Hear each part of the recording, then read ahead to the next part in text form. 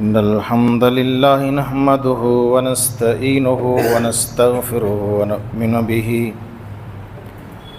ونعوذ بالله من شرور أنفسنا ومن سيئات أعمالنا من يهده الله فلا مضل له ومن يضلله فلا هادي له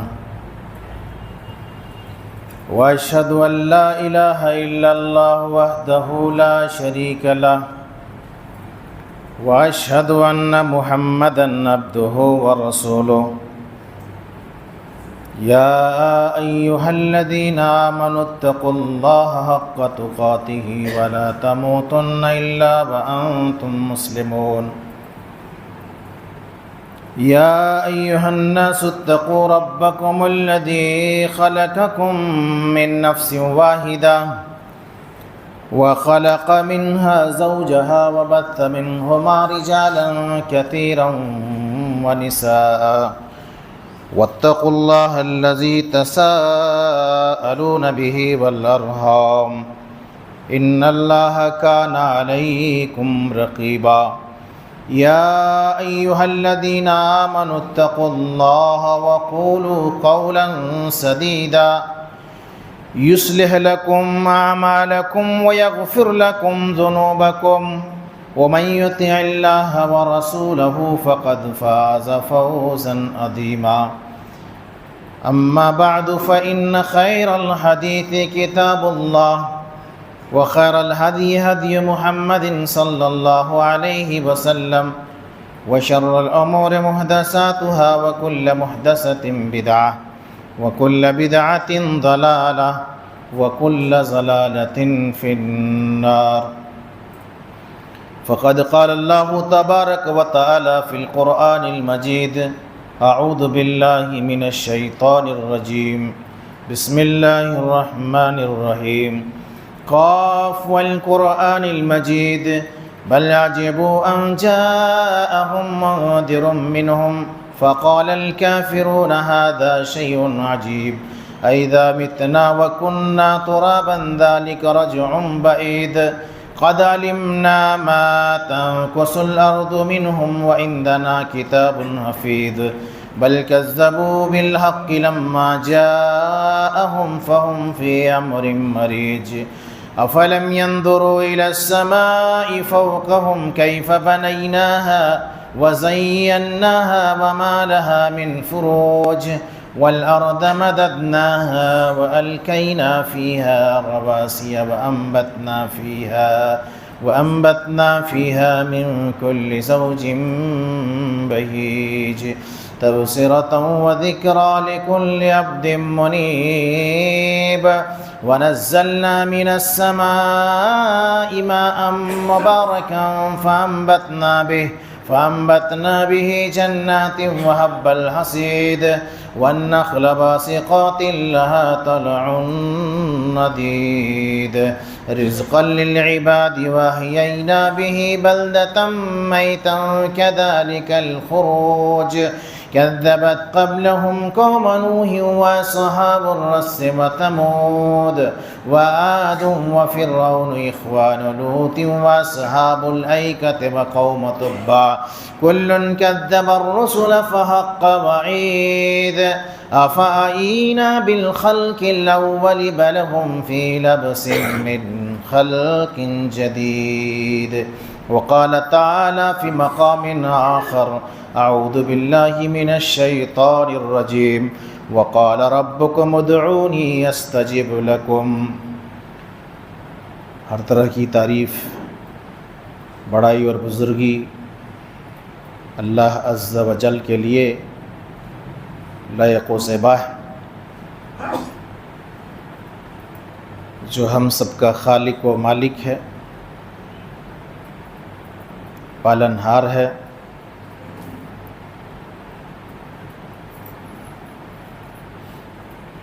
رب کے بے شمار احسانات ہمارے اور آپ کے اوپر ہیں۔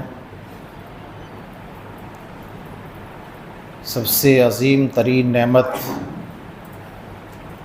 نعمت اسلام،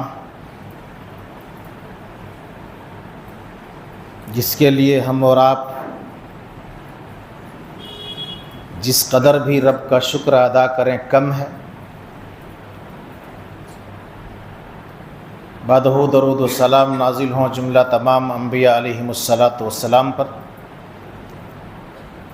خصوصاً ہمارے آخری پیغمبر، آخری نبی، خاتم النبیین، رحمت للعالمین، سرور گرامی، امام الانبیاء، امام اعظم جناب محمد الرسول اللہ صلی اللہ علیہ وسلم پر۔ برادران اسلام، حاضرین جمعہ، معزز بزرگوں، نوجوان ساتھیوں، عزیز بچوں، پردہ نشین اسلامی خواتین، مائیں اور بہنیں، مسلسل کئی جمعے سے ایک اہم موضوع پر گفتگو ہو رہی ہے،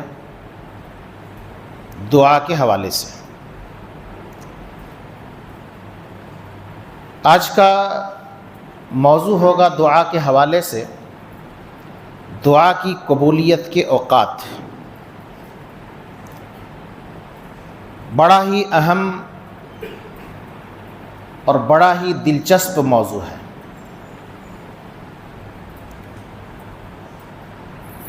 وہ کون کون سی گھڑی ہے، وہ کون کون سا وقت ہے، وہ کون کون سا لمحہ ہے جس وقت کے اندر، جس گھڑی کے اندر، جس لمحے کے اندر بندہ اگر ہاتھ اٹھا دے، بندہ اگر کوئی دعا کر لے،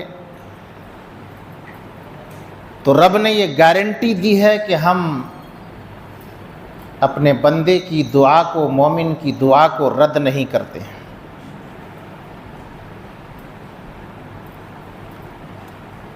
شاید ایک بات ذہن میں آ رہی ہوگی کہ کیا عام حالات میں اور عام اوقات میں دعا قبول نہیں ہوتی ہے؟ صرف خاص اوقات میں دعا قبول ہوتی ہے؟ اس کا جواب یہ ہے کہ عام حالات میں بھی دعائیں قبول ہوتی ہیں۔ ایک مسلمان، ایک مومن جب بھی دعا کرتا ہے، اللہ تعالیٰ ایک مومن کی دعا کو، ایک مسلم کی دعا کو قبول کرتا ہے۔ اور قبولیت کی جو چند صورتیں ہیں، ان صورتوں کو میں نے آپ کے سامنے بیان بھی کیا تھا کہ دعائیں کیسے قبول ہوتی ہیں۔ لیکن کچھ اوقات ایسے ہیں جو خاص اوقات ہیں، اسپیشل ہیں۔ ان خاص اوقات میں اللہ تبارک و تعالیٰ خصوصی طور پر دعا قبول کرتا ہے۔ خصوصی طور پر اللہ تبارک و تعالیٰ گارنٹی کے ساتھ ان کی دعا کو قبول کرتا ہے۔ ایک حدیث ہے،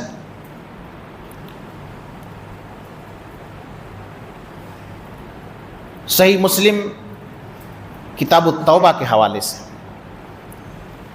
امام مسلم نے کتاب التوبہ کے اندر اس حدیث کو نقل کیا ہے، اور حدیث کا نمبر ہے 6989، 6989۔ حضرت ابو موسیٰ الاشعری رضی اللہ عنہ روایت کرتے ہیں کہ اللہ کے رسول صلی اللہ علیہ وسلم نے فرمایا، ان اللہ عز وجل یبسط یدہ باللیل لیتوب مسیء النہار۔ اللہ تبارک و تعالیٰ اپنے دست رحمت کو پھیلا دیتا ہے، رات کا وقت ہوتا ہے، رات کی گھڑی ہوتی ہے، اور اللہ تبارک و تعالیٰ اپنے دست رحمت کو، اپنے ہاتھ کو پھیلا دیتا ہے۔ کیوں پھیلاتا ہے؟ اللہ کے نبی صلی اللہ علیہ وسلم فرماتے ہیں تاکہ دن بھر جو انسان غلطی کرتا ہے، گناہ کرتا ہے، خطا کرتا ہے، رات میں انسان اللہ سے معافی مانگے، اپنے گناہوں کو یاد کرے کہ آج دن میں ہم سے کیا کیا غلطیاں ہوئی ہیں، کیا کیا خطائیں ہوئی ہیں، کیا کیا چوک ہوئی ہیں۔ انسان ہر دن محاسبہ کرے، ہر رات محاسبہ کرے کہ ہم نے کیا کیا ہے آج۔ ہر دن کا حساب کتاب دکان کا ہوتا ہے، روزانہ کا حساب کتاب، ہفتے کا حساب کتاب، مہینے کا حساب کتاب۔ انسان اپنی زندگی کے اندر اپنے اعمال کے تعلق سے بھی محاسبہ کرے کہ دن بھر میں نے کیا عمل کیا، کون کون سی غلطی ہم سے ہوئی ہے۔ اور رات کے وقت جب بندہ توبہ کرتا ہے، اللہ سے دعائیں کرتا ہے، تو اللہ تبارک و تعالیٰ ان کے گناہوں کو معاف کر دیتے ہیں۔ آگے اللہ کے نبی صلی اللہ علیہ وسلم نے فرمایا وَيَبْسُطُ يَدَهُ بِالنَّهَارِ، اور جیسے ہی دن نکلتا ہے اللہ تبارک و تعالیٰ اپنے دست رحمت کو، اپنے ہاتھ کو پھیلا دیتا ہے۔ کیوں؟ اللہ کے نبی صلی اللہ علیہ وسلم نے فرمایا لِيَتُوبَ مَسِيءُ اللَّيْلِ حَتَّى يَطْلُعَ الشَّمْسُ مِن مَغْرِبِهَا، یہاں تک کہ انسان جو رات میں غلطیاں کرتا ہے وہ دن کے اندر اللہ سے معافی مانگ لے کہ اللہ رات میں مجھ سے غلطی ہو گئی، جانے میں انجانے میں۔ رات کے اندر بھی بہت سارے لوگ غلطیاں کرتا ہے، رات میں بھی ہم سے اور آپ سے خطائیں ہو جاتی ہیں۔ تو بندہ رات کی غلطیوں کو دن میں معافی مانگ لے اور دن کی غلطیوں کو رات میں معافی مانگ لے، اللہ اپنے دست رحمت کو پھیلاتا ہے تاکہ رات کا گنہگار دن میں معافی مانگ لے اور دن کا گنہگار رات میں معافی مانگ لے۔ سمجھ میں بات یہ آ رہی ہے کہ اللہ تبارک و تعالی ہر وقت ہماری اور آپ کی دعا کو سنتا ہے۔ اسی لیے تو اللہ رب العالمین نے فرمایا قرآن مجید سورہ غافر آیت نمبر 60 کے اندر وَقَالَ رَبُّكُمُ ادْعُونِي أَسْتَجِبْ لَكُمْ، تمہارے رب کا فرمان ہے، اللہ کے بندو تمہارے رب کا یہ اعلان ہے کہ تم اللہ سے دعائیں کرو، اپنے رب سے دعائیں کرو، اپنے رب سے مانگو۔ استجب لکم، اللہ کا وعدہ ہے کہ اللہ تبارک و تعالیٰ نے فرمایا کہ میں تمہاری دعا کو قبول کروں گا۔ تم مانگو میں تمہاری دعا قبول کروں گا، تم سوال کرو میں تمہارے سوال کو پورا کروں گا۔ البتہ کچھ خاص اوقات ہیں، کچھ اسپیشل ٹائم ہے جس میں ایک انسان، ایک بندہ جب دعا کرتا ہے تو گارنٹی ہوتی ہے کہ ان کی دعا کو اللہ تبارک و تعالیٰ رد نہیں کرتا ہے۔ وہ کون سے اوقات ہیں؟ آئیے سرسری طور پر دیکھتے ہیں۔ نمبر 1، رات کے آخری حصے میں، دن کے بعد رات آتی ہے اور رات کے کئی حصے ہوتے ہیں۔ جو 1/3 رات ہوتی ہے، جو رات کا آخری حصہ ہوتا ہے، وہ آخری حصہ بہت ہی اہم ہوتا ہے۔ آخری گھڑی 1/3 رات جو ہوتی ہے وہ نہایت ہی اہم۔ صحیح بخاری اور صحیح مسلم کی حدیث ہے، حضرت ابو ہریرہ رضی اللہ تعالی عنہ حدیث کی راوی ہے، ان رسول اللہ صلی اللہ علیہ وسلم قال ينزل ربنا تبارك وتعالى كل ليلة إلى السماء الدنيا حين يبقى ثلث الليل۔ اللہ کے نبی صلی اللہ علیہ وسلم فرماتے ہیں کہ اللہ تبارک و تعالی ہر روز، ہر رات میں آسمان دنیا پر نازل ہوتا ہے۔ حين يبقى ثلث الليل، 1/3 رات باقی رہتی ہے۔ وہ آخری حصہ جو رات کا ہوتا ہے، اس آخری حصے کے اندر اللہ تبارک و تعالیٰ آسمان دنیا پر نازل ہوتا ہے۔ اب اللہ کیسے نازل ہوتا ہے، کس انداز میں نازل ہوتا ہے، اس پر سوال نہیں کرنا، بس ایمان رکھنا ہے۔ اللہ تبارک و تعالیٰ آسمان دنیا پر نازل ہوتا ہے۔ پھر کیا ہوتا ہے؟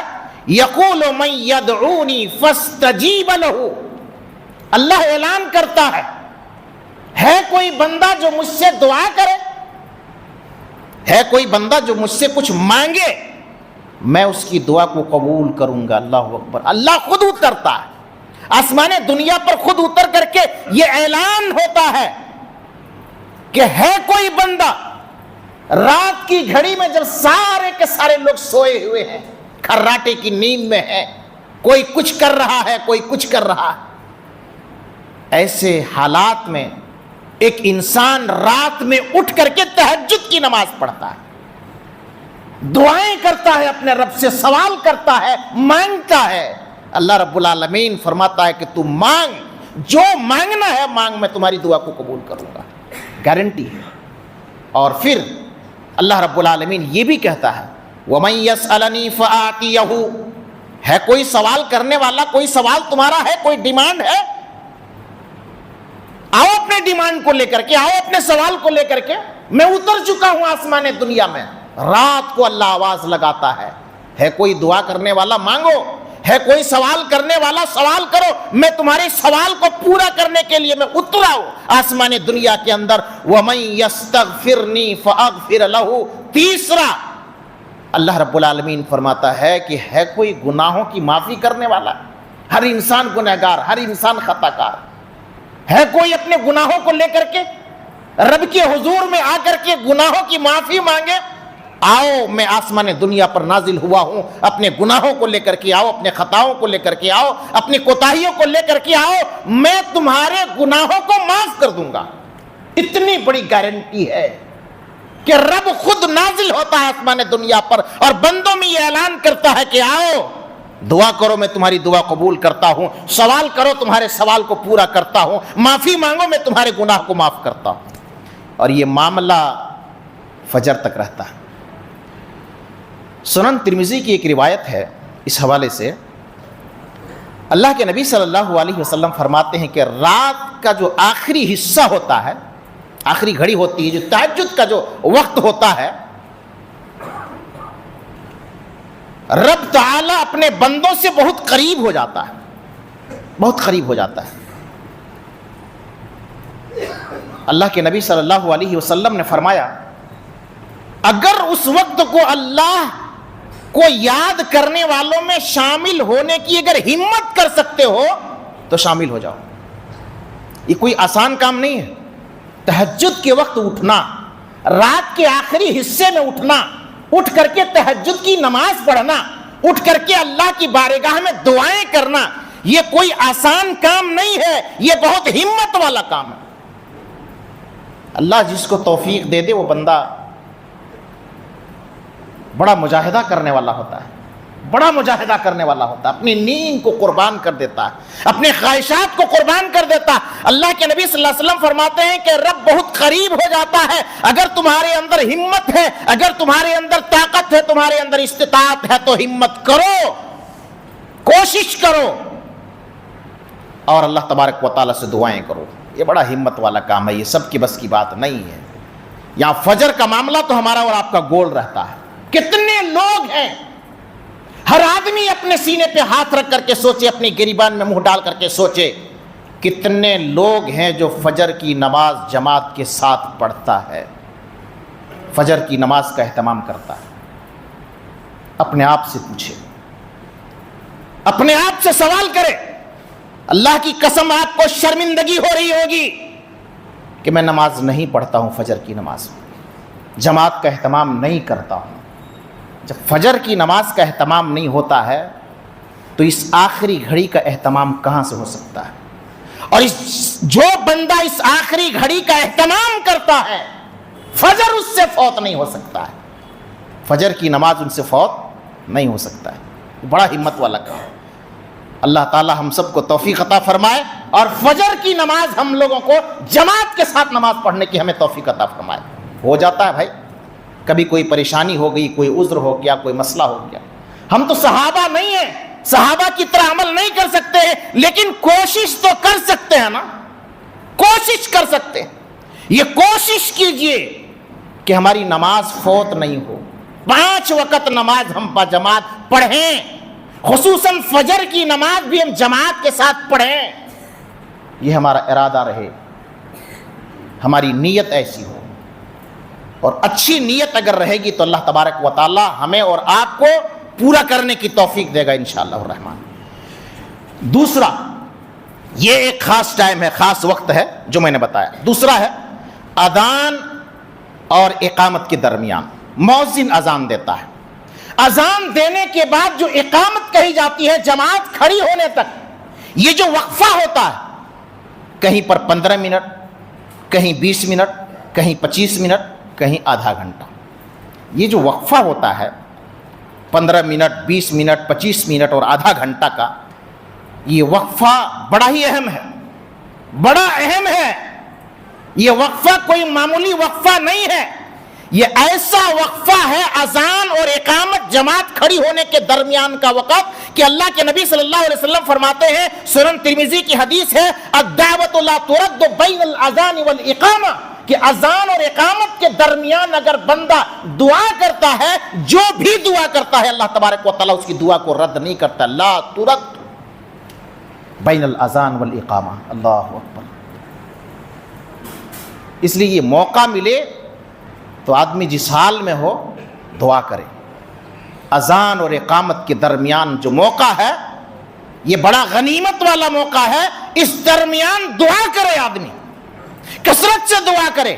اذان اور اقامت کے درمیان والی دعا اللہ تبارک و تعالی رد نہیں کرتا. اللہ کے نبی صلی اللہ علیہ وسلم نے فرمایا کہ فدعو، تمہیں چاہیے کہ تم دعا کرو، کثرت سے تم دعا کرو. یہ ایک موقع ہے، خاص وقت ہے، خاص ٹائم ہے، اسپیشل ٹائم ہے. اس خاص ٹائم کو ہم اور آپ استعمال کر کے اپنی دنیا اور اپنی آخرت کو سنوار سکتے ہیں انشاءاللہ. تیسرا، سجدے کی حالت میں، سجدے کی حالت میں اگر دعا کی جائے تو وہ دعا خاص دعا ہوتی ہے. اللہ رب العالمین اس خاص وقت میں بندے کی دعا کو رد نہیں کرتا ہے، یہ گارنٹی ہے. سجدہ میں جب ایک آدمی ہوتا ہے، ایک بندہ ہوتا ہے، تو رب سے یہ سب سے زیادہ قریب بندہ اپنے رب سے ہوتا ہے تو سجدے میں ہوتا ہے. اللہ اکبر. یہ نماز کوئی معمولی چیز نہیں ہے، یہ سجدہ کوئی معمولی چیز نہیں ہے، یہ رکوع معمولی چیز نہیں ہے. اللہ تبارک و تعالیٰ نے قرآن مجید کے اندر فرمایا، سورۃ العلق آیت نمبر 19 پڑھیے، وَاسْجُدْ وَاقْتَرِب. اللہ اکبر. اللہ نے فرمایا کہ سجدہ کرو میرے بندو، سجدہ کرو. وَاسْجُدْ وَاقْتَرِب، سجدہ کرو اور رب سے قریب ہو جاؤ. رب سے قریب ہونا چاہتے ہو، رب کو منانا چاہتے ہو، رب کو راضی کرنا چاہتے ہو، سجدے میں جاؤ. نمازوں کا اہتمام کرو، سجدوں کا اہتمام کرو، رکوع کرنے والوں کے ساتھ رکوع کرو، اللہ کی بارگاہ میں سجدہ کرو. وَاسْجُدْ وَاقْتَرِب، اور اپنے رب سے قریب ہو جاؤ. صحیح مسلم کے حوالے سے حدیث ہے، عن ابی ہریرہ رضی اللہ عنہ ان رسول اللہ صلی اللہ علیہ وسلم قال اقرب ما يكون العبد من ربه وهو ساجد فاكثر الدعاء. حضرت ابو ہریرہ فرماتے ہیں، اللہ کے نبی صلی اللہ علیہ وسلم فرماتے ہیں کہ بندہ سب سے زیادہ اپنے رب سے قریب سجدے کی حالت میں ہوتا ہے. اللہ کے نبی نے فرمایا، اللہ کے بندو فاکثر الدعاء، جب تم سجدے میں جاؤ تو خوب دعا کرو. سجدے میں جاؤ تو خوب دعا کرو. جو دعا کرنی ہے دنیا اور آخرت کی بھلائی کے تعلق سے، رب کی گارنٹی ہے کہ اللہ تبارک و تعالیٰ تمہاری دعا کو قبول فرمائے گا. اس سجدے کی دعا کی بڑی اہمیت ہے. اب سوال یہاں پر یہ ہوتا ہے کہ سجدے میں ہم دعا کیسے کریں؟ سجدے میں دعا کرنے کی کیفیت کیا ہے؟ کیا کیفیت ہے؟ بہت لوگوں کو اس پر کنفیوژن ہے کہ سجدہ میں دعا کریں تو کیسے کریں. ایک مسئلہ ہے. سجدے میں دعا کریں گے، اللہ کے نبی صلی اللہ علیہ وسلم رکوع میں اور سجدے میں جو دعائیں پڑھتے تھے، یہ ایک دعا اور دو دعا نہیں ہے، بہت ساری دعائیں ہیں. سبحان ربی العالی، سبوح قدوس رب الملائکۃ والروح، سبحانک اللہم ربنا وبحمدک اللہم اغفر لی. اس کے علاوہ کئی دعائیں ہیں جو اللہ کے نبی صلی اللہ علیہ وسلم پڑھتے تھے. اور اس کے علاوہ بھی علماء نے، اہل علم نے لکھا ہے کہ اور بھی دیگر دعاؤں کا آپ اہتمام کر سکتے ہیں.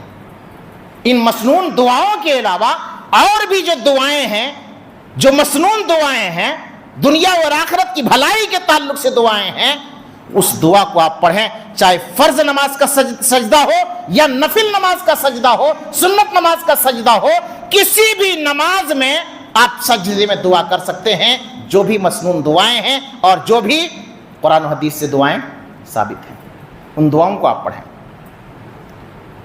یہاں پر ایک سوال یہ آتا ہے کہ کیا عربی کے علاوہ اردو میں دعا کر سکتے ہیں، دوسرے زبان میں دعا کر سکتے ہیں، بنگلہ میں دعا کر سکتے ہیں؟ علماء نے اور اہل علم نے قرآن و حدیث کی روشنی میں کہا ہے کہ دعا بندہ کرے سجدے میں تو عربی میں دعا کرے. جو مسنون دعائیں ہیں انہی دعاؤں کا اہتمام کرے. یاد نہیں ہے تو یاد کیا جائے. بھائی افسوس ہوتا ہے، زندگی آدمی گزار دیتا ہے 50 سال 60 سال 70 سال پوری زندگی، نماز کا طریقہ نہیں پتا آپ کو، نماز کی دعائیں آپ کو نہیں معلوم، چند دعائیں جو پڑھی جانے والی ہیں ان دعاؤں کو آپ یاد نہیں کر سکتے ہیں۔ کرنا ہوگا۔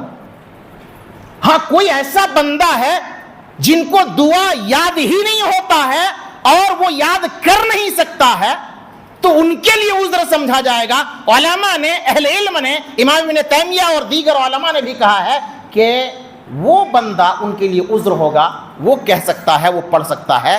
لیکن ہم اور آپ استطاعت اگر رکھتے ہیں، صلاحیت رکھتے ہیں کہ ہم چند دعائیں یاد کر سکتے ہیں جو جامع دعا ہے، ان دعاؤں کو سلیکٹ کر کے یاد کر سکتے ہیں، تو ان دعاؤں کو ہم پڑھیں۔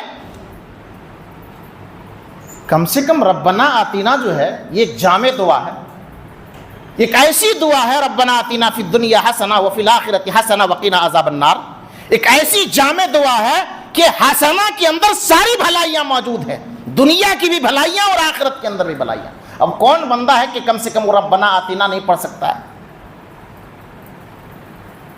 ہاں رکوع اور سجدے میں قرآن کی تلاوت نہیں کر سکتے، لیکن کچھ ایسی دعائیں جو قرآن میں بھی ہوں، جو حدیث میں ہوں، جو نبی صلی اللہ علیہ وسلم سے ثابت ہوں پڑھنا، ان دعاؤں کو آپ سجدہ میں پڑھ سکتے ہیں جو قرآن اور حدیث سے ثابت ہو۔ اس کے علاوہ قرآن کی تلاوت سجدے میں کرنا، رکوع اور سجدے میں کرنا جائز نہیں ہے۔ تو یہ کچھ لوگوں کا یہ عقیدہ ہے کہ نفل نماز میں سجدے میں دعا کر سکتے ہیں، فرض میں نہیں کر سکتے ہیں۔ نہیں، ایسی بات نہیں ہے، ایسی کوئی تخصیص نہیں ہے۔ آپ فرض نماز کے سجدے میں یا نفل نماز کے سجدے میں، نفل اور سنت ایک ہی ہے، آپ کسی نماز کے سجدے میں آپ دعا کر سکتے ہیں، آپ دعا کریں، کثرت سے دعا کریں۔ لیکن ایک مسئلہ یہاں پر میں آپ کو یہ بتا دوں کہ الگ سے بعض لوگ سجدہ کرتے ہیں نماز کے علاوہ، نماز نہیں پڑھتے ہیں، نماز سے ہٹ کر کے الگ سے آتے ہیں، سجدے میں گر جاتے ہیں اور دعائیں کرنے لگتے ہیں۔ کیا ایسا کرنا جائز ہے؟ ایک سوال بھی آیا تھا، تو میں نے سوچا کہ اسی موقع پر اس کا جواب بھی دے دوں۔ الگ سے سجدہ کر کے اور سجدے میں دعا کرنا یہ درست نہیں ہے۔ علماء نے، اہل علم نے اس کو بدعت قرار دیا۔ اگر کوئی آدمی نماز نہ پڑھ کر کے وہ ڈائریکٹ سجدہ میں گرے اور سجدہ میں گر کر کے وہ دعائیں کرے، یہ دعا درست نہیں ہے، ایسا کہیں پر صراحت نہیں ہے اس طریقے سے۔ نماز جو پڑھ رہے ہیں آپ، فرض ہو یا نفل ہو، تو فرض اور نفل نماز میں آپ سجدے میں دعا کر سکتے ہیں۔ ہاں دو مقام ایسے ہیں جہاں الگ سے سجدہ کرنا جائز ہے۔ ایک ہے اگر کوئی خوشخبری آپ کو ملتی ہے اور سجدے شکر کرنا چاہتے ہیں تو اللہ کا شکریہ ادا کرنے کے لیے آپ سجدے میں چلے جائیے، بس ایک سجدہ کرنا ہے، ایک سجدہ کرنا ہے، تو یہ الگ سے سجدہ ہے جہاں آپ جو ہے اللہ کا شکر ادا کرنے کے لیے سجدہ کرتے ہیں۔ سجدے شکر کے لیے نماز نہیں ہے۔ شکرانے کی نماز جو لوگ پڑھتے ہیں، 2 رکعت شکرانے کی نماز، یہ شکرانے کی نماز نہیں ہے۔ نبی صلی اللہ علیہ وسلم کو اگر کوئی خوشخبری ملتی تو آپ کیا کرتے؟ سیدھے سجدے میں گرتے اور جو سجدے کی دعائیں ہیں آپ سجدے کی دعائیں پڑھ لیتے۔ اور دوسرا ہے سجدے تلاوت۔ تلاوت کرتے وقت جو سجدہ آتا ہے، تلاوت کے موقع پر آپ قرآن پڑھتے پڑھتے جو ہے آپ سجدہ میں جائیے، سجدے کے مقام پر، اور اس کے بعد جو ہے سجدے کی آپ دعا پڑھیے اور دعا کا اہتمام کیجیے۔ یہاں پر بھی ایک سجدہ ہے۔ اس کے علاوہ الگ سے سجدہ کر کے سجدے میں دعا کرنا یہ جائز نہیں ہے، یہ درست نہیں ہے۔ چوتھا، تشہد میں دعا کرنا۔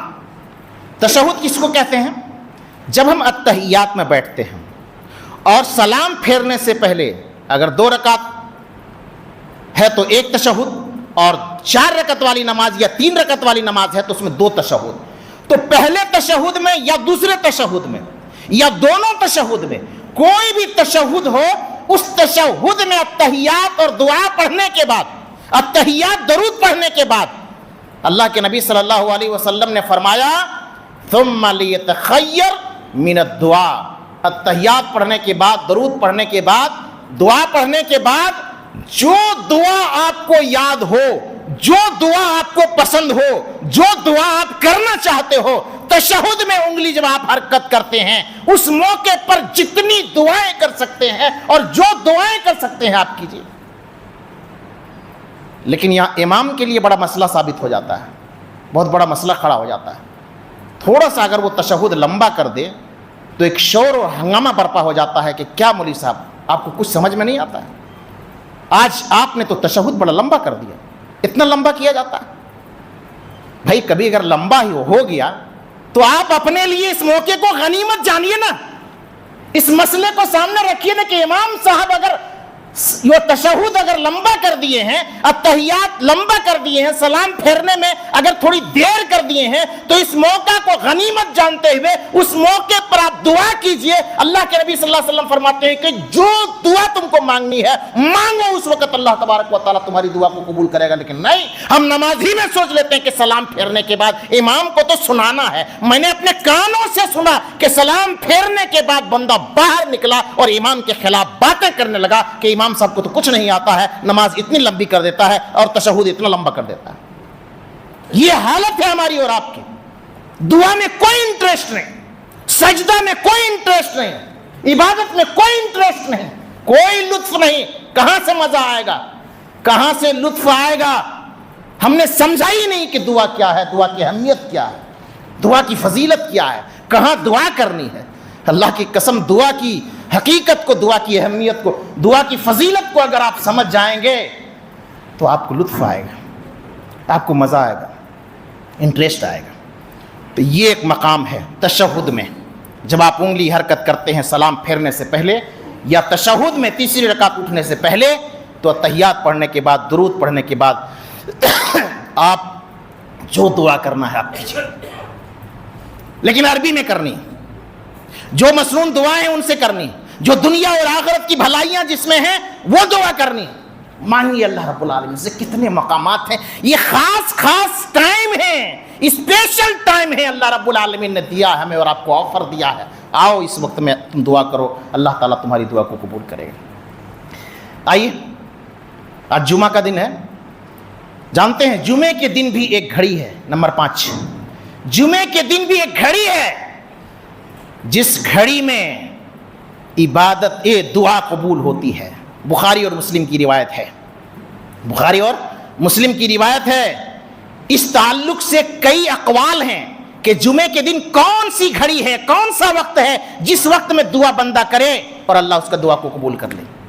بہت سارے اقوال ہیں، لیکن 2 اقوال ہیں، امام ابن القیم رحمہ اللہ نے ان 2 اقوال کو مضبوط قرار دیا ہے، اور دیگر اہل علم نے بھی ان دونوں اقوال کو راجح قرار دیا ہے اور سب سے مضبوط قرار دیا ہے۔ پہلا قول یہ ہے کہ اچھا وہ وقت جو ہوتا ہے وہی ساعۃ خفیفۃ، حدیث ہے، مسلم کے الفاظ، بہت مختصر ہوتا ہے۔ جمعے کے دن قبولیت کا جو ہوتا ہے وقت ہوتا ہے بہت مختصر ہوتا ہے، وہ گھڑی بہت ہی مختصر ٹائم ہے۔ ایک ہے امام جب ممبر پر بیٹھتا ہے تو ممبر پر بیٹھنے سے پہلے جیسے خطبہ دینے کے لیے بیٹھتا ہے امام، تو اس وقت سے لے کر کے نماز ختم ہونے تک یہ ایک ٹائم ہے۔ اور دوسرا ٹائم ہے عصر کے بعد غروب آفتاب سے قبل تک۔ عرب میں خصوصی طور پر ان دونوں چیزوں کا خصوصی طور پر اہتمام ہوتا ہے، عصر کے بعد بھی لوگ اہتمام کرتے ہیں اس گھڑی کو پانے کے لیے۔ تو آپ ان دونوں میں سے عمل کریں، جو آپ کو ملے، دونوں ملے تو دونوں پر عمل کریں، ایک ملے تو ایک پر بھی عمل کریں، شاید وہ موقع مل جائے اور ہم دعا کریں اللہ رب العالمین ہماری دعا کو قبول کر لیں۔ اچھا، امام ممبر پہ بیٹھے اور سلام پھیرنے تک دعا کرنے کا طریقہ کیا ہوگا؟ کیا ہم ہاتھ اٹھا کر کے اللہ سے دعائیں کرتے رہیں؟ نہیں، خطبہ سننا ہے، خطبہ سننا بھی عبادت ہے۔ ساتھ ہی ساتھ جب امام دعا کرے تو امام کی دعا پر آپ کو آمین کہنا ہے، اور خطبہ ختم ہونے کے بعد آپ کو اختیار ہے نماز ختم ہونے تک آپ جو چاہیں دعا کر سکتے ہیں، جو موقع ملے آپ دعا کریں، نماز پڑھیں، اور نماز ختم ہونے تک جو موقع آپ کو ملتا ہے اس درمیان آپ دعا کریں۔ تو ایک وقت ہے کہ امام کے ممبر پر بیٹھنے سے لے کر کے نماز ختم ہونے تک، اور دوسرا عصر کے بعد سے لے کر کے غروب آفتاب تک۔ نمبر 6، افطار کے وقت روزہ ایک آدمی رکھتا ہے اور روزہ رکھنے کے بعد شام کو سورج غروب ہونے ٹائم افطار کرتا ہے، جب سورج غروب ہو جاتا ہے۔ سنن ابن ماجہ کے حوالے سے حدیث ہے، अब्वाब उस्सौम चैप्टर है इब्न माजा में, हदीस के नंबर 1753 है। अब्दुल्ला इब्न उमर रज़ी अल्लाह अन्हु की रिवायत है, अल्लाह के रसूल सल्लल्लाहु अलैहि वसल्लम ने फरमाया कि इन्ना लिस्साइम इंद फित्रिही लदावतन मा तुरद्दु। अल्लाह के नबी सल्लल्लाहु अलैहि वसल्लम ने फरमाया, जब बंदा रोज़ा रखता है और रोज़ा रखने के बाद जब इफ्तार करता है और इफ्तार के घड़ी में, इफ्तार के टाइम में वो दुआ करता है तो अल्लाह उनकी दुआ को रद्द नहीं करता है। इसमें उलमा ने कहा कि इफ्तार से पहले भी कर सकता है, इफ्तार के बाद भी कर सकता है, वुसात है, कोई ज़रूरी नहीं कि रोज़ा खोलने से पहले ही किया जाए। अगर रोज़ा खोलने से पहले भी करेंगे तो वो भी उसी इंदल इफ्तार होगा, इफ्तार का टाइम होगा। और अगर आप इफ्तार ले लेने के बाद, इफ्तार खोलने के बाद, पानी पी लेने के बाद, खजूर खा लेने के बाद भी अगर कोई दुआ करते हैं तो वो भी इफ्तार का वक़्त होगा। अल्लाह के नबी सल्लल्लाहु अलैहि वसल्लम ने फरमाया कि जब बंदा इफ्तार करता है, इन्ना लिस्साइम इंद फित्रिही लदावतन मा तुरद्दु, लदावतन मा तुरद्दु, उनकी दुआ अल्लाह तबारक व तआला रद्द नहीं करता है। और इब्ने अबी मुलैका एक बहुत बड़े ताबई हैं, वो कहते हैं कि अब्दुल्ला इब्ने उमर को जब ये बात मालूम हुई, अल्लाह अकबर, क्या जज्बा था, क्या शौक था। आज हमारा और आपका क्या शौक है, आज अभी हम सुन करके बाहर निकलेंगे, हमें अमल नहीं करना, हमें अमल नहीं करना इल्ला माशाअल्लाह।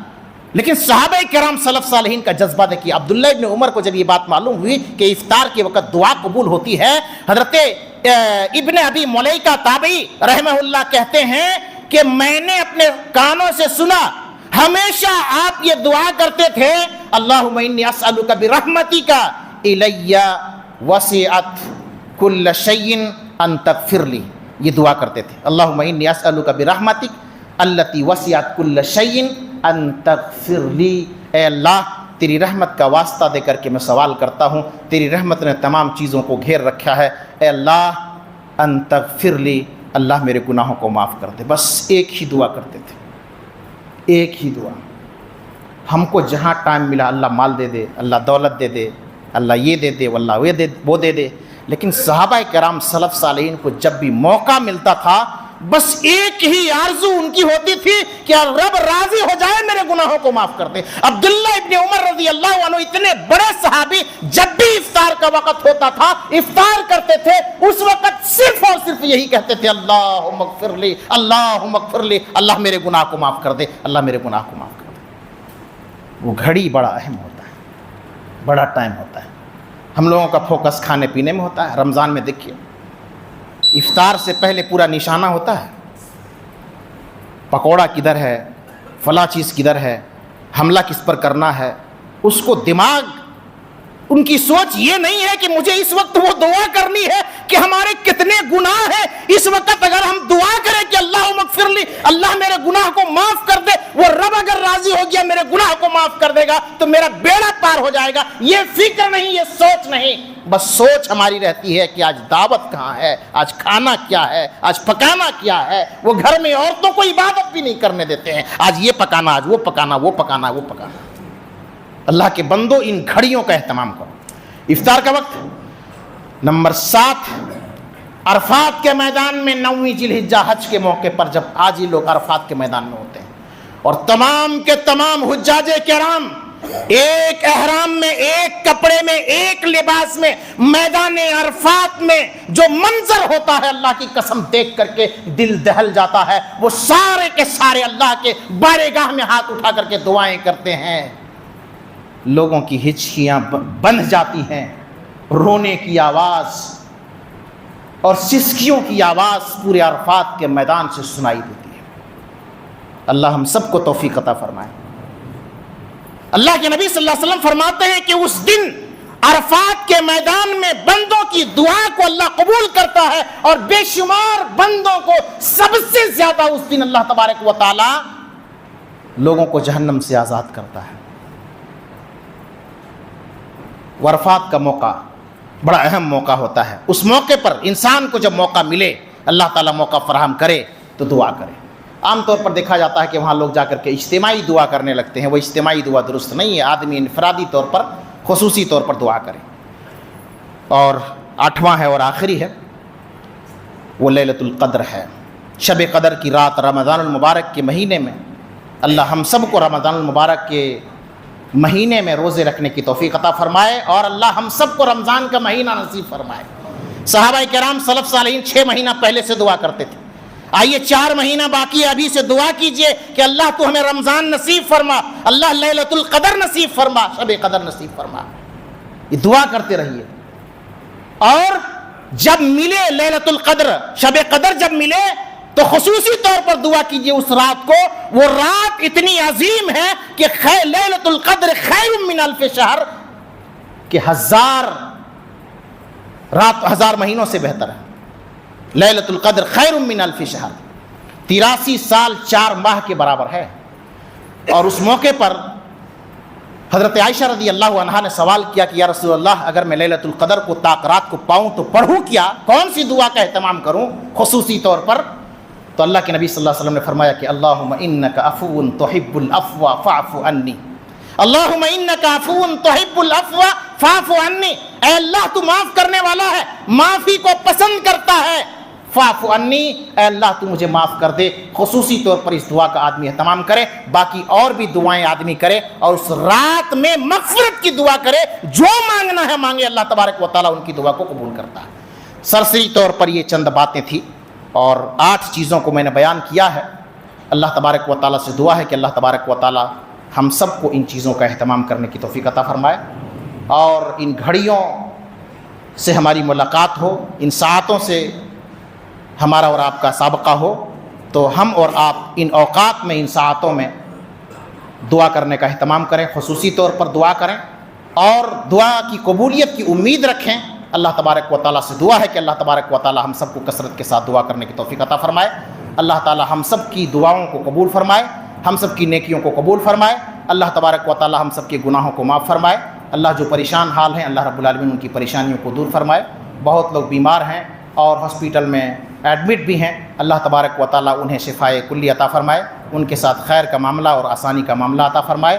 جو لوگ تجارت کے میدان میں اور دنیا کے اندر کمائی کے میدان میں اور کام کاج کے میدان میں پریشان حال ہیں، اللہ تبارک و تعالیٰ ان کی زندگی کو آسان بنائے، ان کی تجارت میں، ان کی کمائی میں اللہ تبارک و تعالیٰ خیر و برکت عطا فرمائے، اور جب تک زندہ رکھے صراط مستقیم پر چلنے کی توفیق عطا فرمائے، جب خاتمہ ہو تو ایمان اور اسلام کی حالت میں۔ آمین تقبل یا رب العالمین۔ بارک اللہ لنا ولکم فی القرآن العظیم ونفعنا وإیاکم بالآیات والذکر